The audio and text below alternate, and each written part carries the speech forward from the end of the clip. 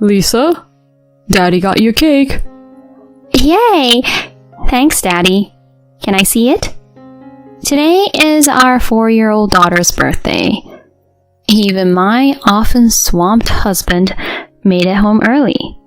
So we're having a birthday celebration as a family. But as Lisa excitedly opened the box, she burst into tears. The next moment, she suddenly starts crying. This isn't for me. What? I take a closer look at the tasty strawberry cake, especially the chocolate flake on top. To my surprise, another girl's name is on it. What happened here? I shot Brian a puzzled look, but he's visibly thrown off. My name is Erin, a 33-year-old working mom. I work at City Hall. I've always been in a hectic department and have been a diligent worker. Before I realized I was in my late 20s without a boyfriend.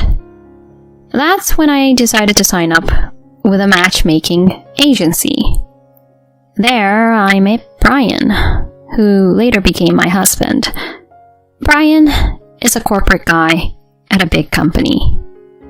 From our first interaction, he was sweet to me, and he was a true gentleman on our dates.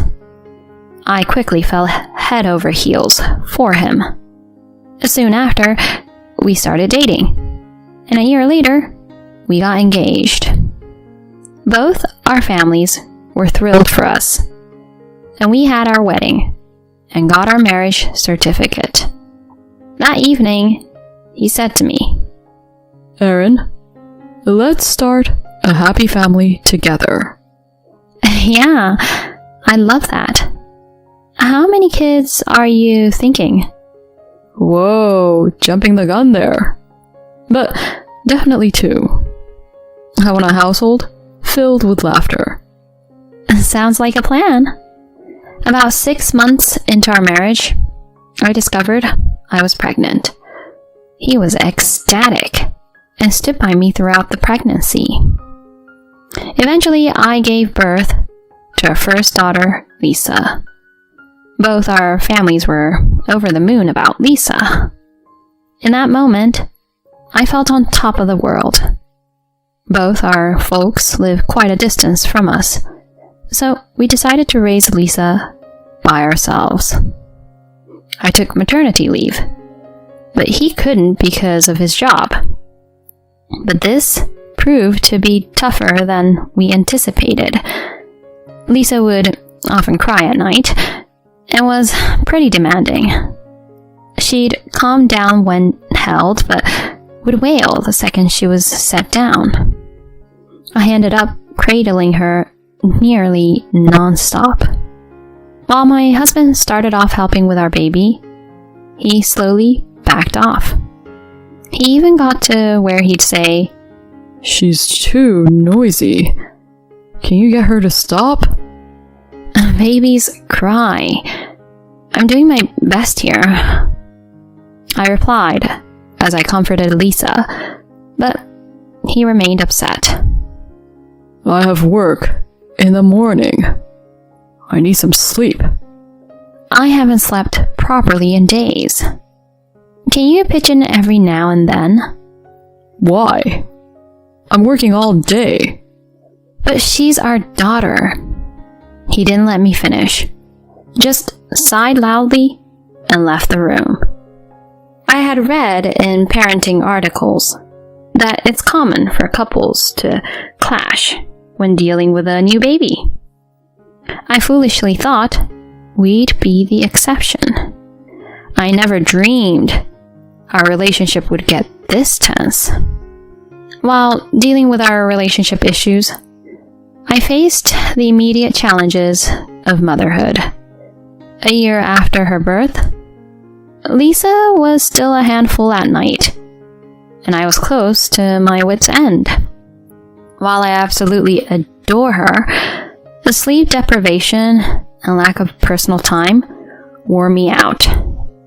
Brian barely chipped in with Lisa, leaving me to shoulder most of the parenting. After 2 years of maternity leave, I came to a decision. I think I'll head to my parents for a bit with Lisa, I told Brian. My mom had recently retired and was available. And rather than her traveling to us, I thought I'd take Lisa and stay with my parents for a few months. He looked almost relieved when I told him. That's a great idea. If your mom's willing to help, that's a weight off. Go ahead, he said, without any hint of missing either Lisa or me.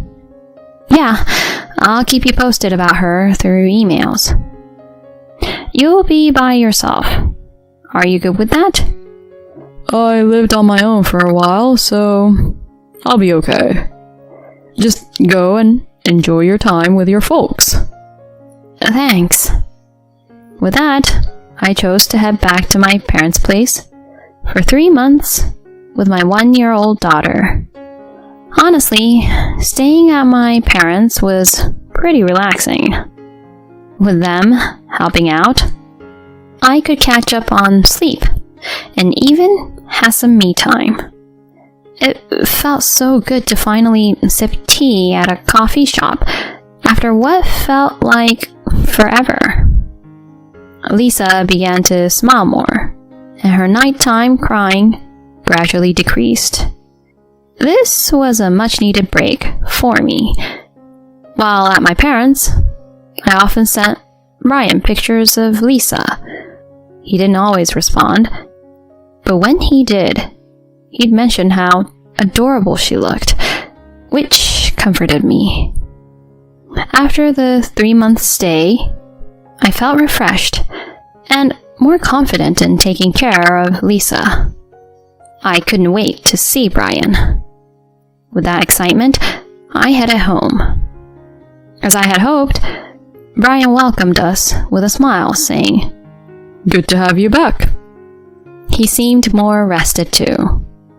Over dinner, we discussed how Lisa had been doing over the past few months. Then something stood out to me. "Where's your wedding ring?" He'd always worn the band we got when we married, but now it was gone. "Well, the thing is, I lost it," he confessed, looking uneasy. I replied, taken aback. "Really? Should we get you a new one?" "No, we'll have childcare expenses. We're still married, ring or no ring. Is that okay?" "Yeah, I suppose. These things happen." After that, he never wore his wedding ring again. Around the time I got back from my parents, he began claiming work had ramped up, and he was seldom home. He put in extra hours almost every weekday, and often went out on weekends for work. He didn't pitch in with housework or childcare, leaving all of it to me. Yet through all the chaos, I never questioned him.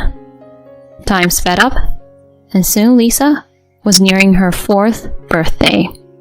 She can now recognize the alphabet and has become quite the talkative and bubbly kid. I reminded my perpetually occupied husband, "Don't forget, Lisa's birthday, and remember to pick up the cake." He somewhat reluctantly agreed. The day of Lisa's 4th birthday came around. To my astonishment, Brian made it home early, cake in tow. I whipped up a special meal, and we celebrated together. After eating, it was cake time. "Lisa, Daddy got you a cake." "Yay! Thanks, Daddy. Can I see it?" But as Lisa excitedly opened the box, she burst into tears. "This isn't for me!" "What?" I glanced at the cake, taken aback. The gorgeous strawberry cake had a chocolate label stating, "Happy birthday, Sarah." What happened here? I shot Brian a puzzled look, but he's visibly thrown off. Oh, maybe the bakery messed up? Yeah, that must be it. Excuse me? They looked swamped. They might have mixed up orders. I'm sorry, Lisa. They messed up your name. Is that what happened? Yeah, I'll talk to them later. Let's eat for now, alright? He tried to explain, but something felt off. A nagging doubt crossed my mind, but he wouldn't. Despite my internal conflict, I served the cake and continued the festivities. Days rolled on, and I couldn't shake that feeling. I prayed I was overthinking, but I needed to know for sure. So I reached out to a well-known detective agency nearby and used my old savings to have them look into Brian. 3 weeks later, the detective agency called me in, and I found myself at a coffee shop. I opened the envelope they handed me, and my worst fears, which I'd somehow known deep down, were confirmed. So, this is it. Brian, I'll never forgive you. My hand, holding the envelope tight, shook with anger. A week later, I left Lisa with a close friend and asked Brian to join me in a private dining room. The excuse was to celebrate our wedding anniversary. Actually, it really was our anniversary. When he showed up a bit late, I gestured for him to sit across from me. Wow, it's been ages since it's been just the two of us for dinner. Here's to our anniversary, he said, trying to keep things light as he raised his wine glass. I responded, Hold on, we need to talk about something first. What's going on? Care to explain this? I spread out photos on the table, which showed him at a family diner with a woman I didn't recognize and a young girl, around 5 years old. There was also a picture of him going into what looked like their house. What are these? Why do you have them? I hired a detective. This woman is Jennifer. The little girl is Sarah. The same name on the cake for Lisa's birthday. You guys look pretty happy. Almost like a family. What's the deal here? He shifted uncomfortably in his seat. Listen, aren't you jumping to conclusions? Jennifer is my boss's younger sister. Your boss's? Yeah, his sister. You know, she's like a friend. She's a single mom and was having a tough time. So, I was just being a listening ear. Given my relationship with my boss, I couldn't just brush her off. He started to make flimsy excuses. I sighed and shot off a quick text to someone. See? You're just getting the wrong idea. The cake mix-up?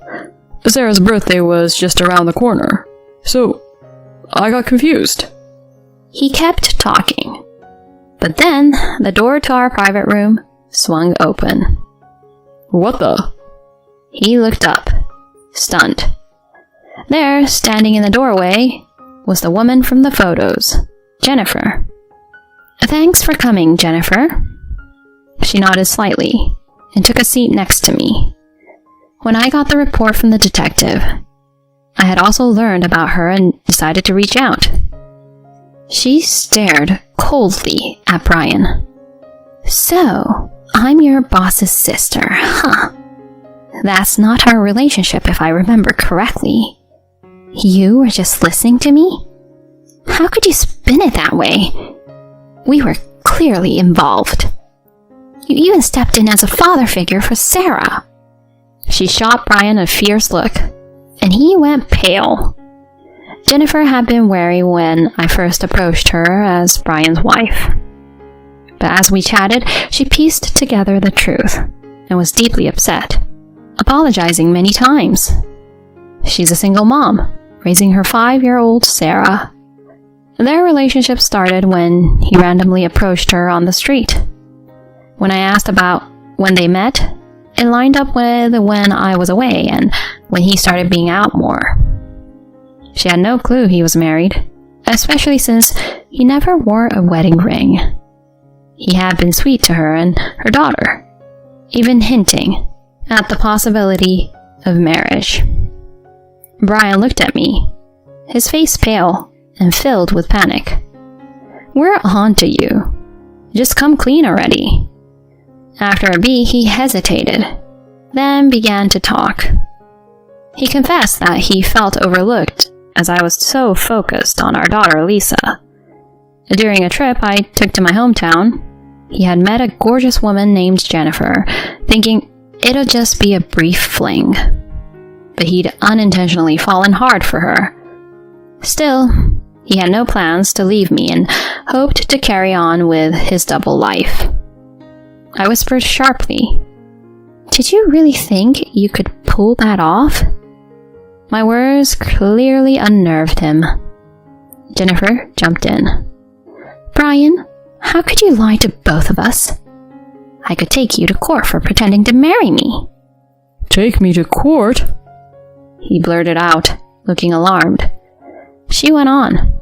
"Plus, you lied about where you work. You're at XX Company, aren't you?" "Well, I mean..." "You're familiar with Garrett Enterprises, right? Paul Garrett runs it." "Huh?" He looked totally lost. "Yeah, we do business with them. What's that got to do with anything?" "Did you forget my last name? The guy heading Garrett Enterprises? That's my dad." Turns out he had inadvertently started a relationship with the daughter of a key business associate. "I had no clue.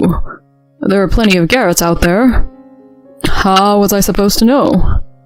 he muttered. But she wasn't done. "My dad's really close to both me and Sarah. When I filled him in on your antics, he was mad. Hope you're ready for what's coming at work." He was dumbstruck. In desperation, he turned to me. "Aaron, you wouldn't leave me, would you?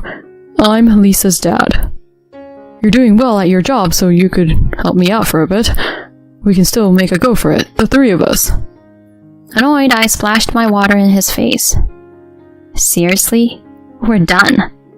I'll be expecting compensation for your cheating, half of what we own, and child support.